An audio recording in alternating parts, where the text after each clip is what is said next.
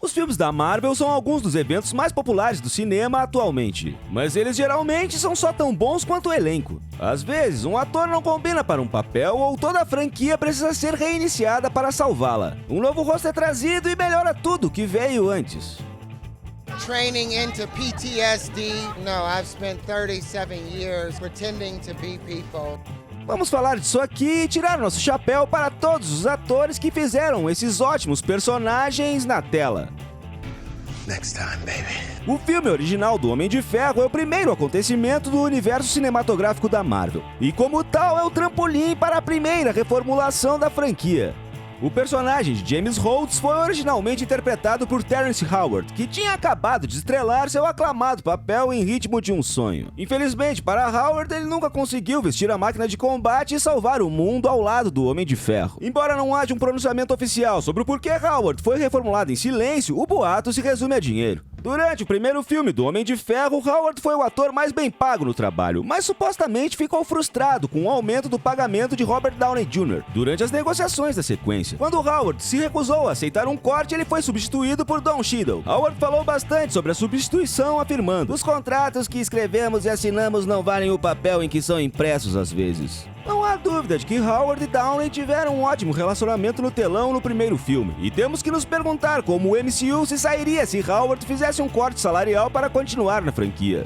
Então, X-Men Origins não é um filme particularmente bom. O filme teve uma produção problemática, para dizer o mínimo. Frequentemente havia coisas no roteiro reescritas no mesmo dia de gravar. O filme também quase arruinou Deadpool. Mas embora o resultado final não tenha sido lá essas coisas, houve uma área em que o filme realmente melhorou o original.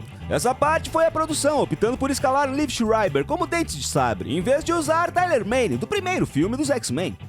Tyler Mane, um lutador profissional, fez um ótimo trabalho sendo o capanga ameaçador de Magneto naquele filme, mas Origins exigiu mais nuances do personagem. O filme era basicamente sobre o relacionamento difícil e conturbado entre os irmãos Wolverine e Dentes de Sabre, e Tyler Mane nunca foi considerado para a sequência. Em vez disso, Hugh Jackman defendeu seu amigo Schreiber para o papel.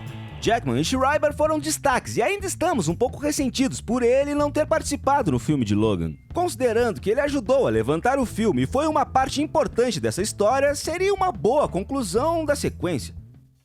O Justiceiro teve uma trajetória difícil nos telões. Dolph Lundgren entrou no lugar de Frank Castle em 1989 e foi seguido por interpretações de Thomas Jane e Ray Stevenson. Enquanto esses filmes têm fãs, nenhum dos dois capturou a coragem, a humanidade e a dor que Frank Castle carregava. Entra Jon Bernthal, que apareceu pela primeira vez como personagem durante a segunda temporada de Demolidor da Netflix. Sua versão sombria e cansada do mundo do próprio Frank Castle de Nova York repentinamente injetou vida no Vigilante. Claro, ele estava fazendo algumas coisas terríveis, mas novamente este é o Justiceiro e esses criminosos já esperavam por isso. Mas não foi só ação e violência intensa que conquistaram os fãs. Bernthal adicionou uma camada de humanidade que antes faltava nas outras interpretações.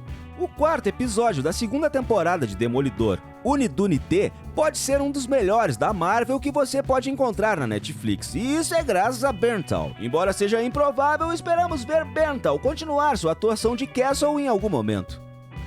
A menos que você seja um fã ferrenho de detalhes minuciosos do MCU, provavelmente nem percebeu essa reformulação. No primeiro filme do Homem de Ferro, Howard Stark foi realmente interpretado por um ator diferente de todas as outras aparições antes da década de 50. Mencionamos os anos 50 porque Dominic Cooper interpretou o personagem no filme Capitão América, o primeiro Vingador e Agente Carter. No entanto, conseguimos Gerald Sanders como Howard Stark no primeiro Homem de Ferro. O ator se parece muito com o que ele aparece em filmes posteriores, com um bigode de marca registrada. Mas Sanders apareceu apenas nas fotografias desse filme. Talvez a Marvel ainda não tenha percebido o quão importante Howard se tornaria na trama e pro Tony, especialmente em Guerra Civil. Então, para garantir que as cenas tivessem peso significativo, Sanders foi substituído pelo ator do Mad Men, John Slattery, que já tinha aparecido como Howard Stark algumas vezes antes do Ultimato. Embora ele não tenha salvado o filme em si, ele nos permitiu sentir a dor de Tony na Guerra Civil, e o encontro de pai e filho em Ultimato foi emocionante e terno. Estamos felizes pela Marvel ter decidido garantir que Howard Stark estivesse em boas mãos.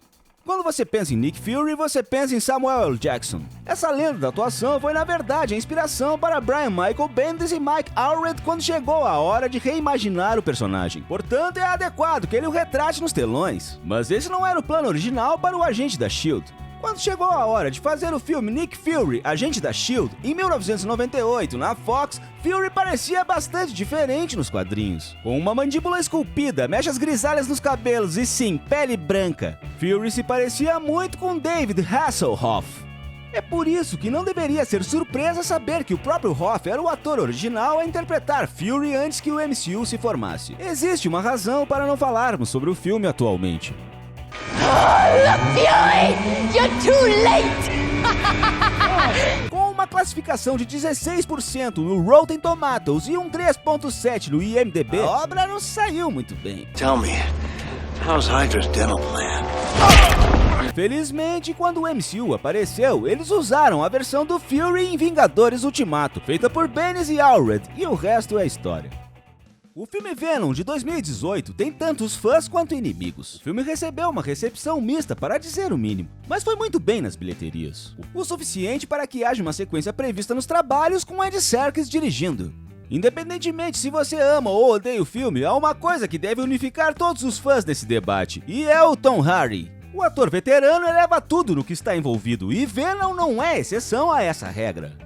O melhor é que Hardy é infinitamente melhor do que o Venom que tivemos no Homem-Aranha 3 de Sam Raimi. Ufa, ainda estamos nos recuperando disso. Pois é, isso não deu muito certo.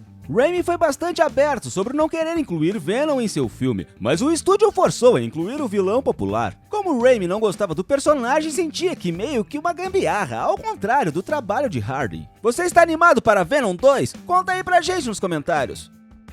Depois que Robert Downey Jr. iniciou o MCU com o primeiro filme do Homem de Ferro, a bola teve que ser passada para manter a hype. Ela então foi passada para Edward Norton, que interpretou o incrível Hulk. Embora o filme não tenha sido um sucesso estrondoso como o Homem de Ferro, Norton foi elogiado por sua interpretação de Bruce Banner. Esperava-se que ele voltasse para os Vingadores, mas devido a diferenças criativas com a Marvel, ele perdeu o emprego. A Marvel declarou em um comunicado que estava procurando um ator que personifique a criatividade e o espírito colaborativo de nossos outros talentosos membros do elenco. Quando chegou a hora dos Vingadores, os fãs viram Mark Ruffalo no papel. Embora tenha sido um pouco chocante ver um novo ator nesse universo cinematográfico, temos que dizer que Ruffalo é o dono do papel. O curioso é que Norton era um bom Bruce Banner, mas Ruffalo conseguiu elevar o nível ainda mais. Ruffalo também teve a chance de atuar com várias versões do Hulk, desde o estoico Banner em Ultron até o Hulk inteligente no Ultimato, por isso o público nunca fica entediado. Quando você pensa em Thanos, é provável que pense em Josh Brolin. O ator simplesmente arrasou no papel em Guerra Infinita e Ultimato e foi na verdade escolhido para o primeiro volume dos Guardiões da Galáxia. Mas esse filme foi lançado em 2014, 2 anos após o lançamento dos primeiros Vingadores. Como você deve se lembrar, Thanos apareceu durante os créditos posteriores do filme. E não só isso, mas o Titã Louco parecia muito diferente do que em filmes posteriores. Isso não foi só devido ao design final de Thanos ainda não ter sido alcançado, mas também porque não era Josh Brolin que estava no set para interpretar o personagem. Não só isso, mas a versão de Thanos de 2012 não era apenas um rosto de CGI.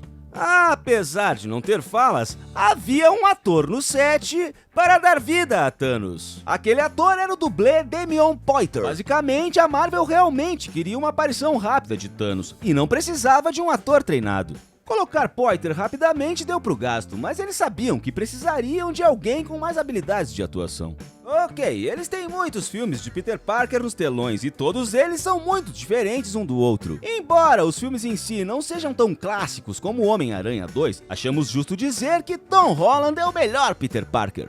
O que o torna tão memorável e amável é o fato dele realmente parecer e agir como um colegial, ao contrário de seus antecessores Tobey Maguire e Andrew Garfield. Não nos levem a mal, todos foram muito bem preparados, e para nós os 2 primeiros filmes de Sam Raimi valem ouro, mas Holland simplesmente captura melhor o espírito do personagem. Ele é bastante tagarela e é o cara sem jeito adorável que conhecemos do material de origem. Ele ama Legos e filmes e tem sempre uma piada na ponta da língua. A gente acredita que ele é um estudante do ensino médio com problemas reais de adolescentes, ao mesmo tempo em que enfrenta o grande dilema de poder e responsabilidade. Além do mais, Holland parece uma criança que vai à Disney pela primeira vez sempre que fala sobre o filme. E isso é incrível!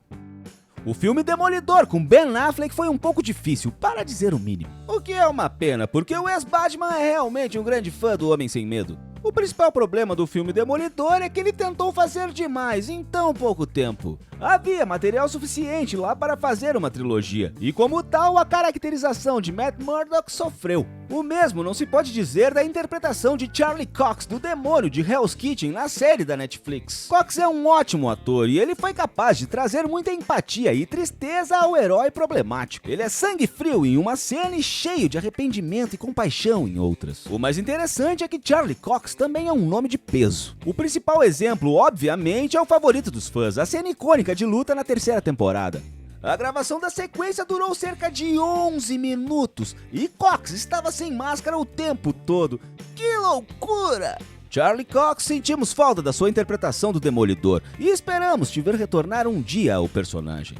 Isso é tudo. Existem outros heróis populares que foram reformulados, mas esses foram surpreendentes. O que você acha? Acredita que essas mudanças valeram a pena? Ou você acha que algum outro ator teria feito melhor? Conta pra gente aí nos comentários. Obrigado por se juntar a nós e não se esqueça de se inscrever no Se Liga para ver mais vídeos como esse todos os dias.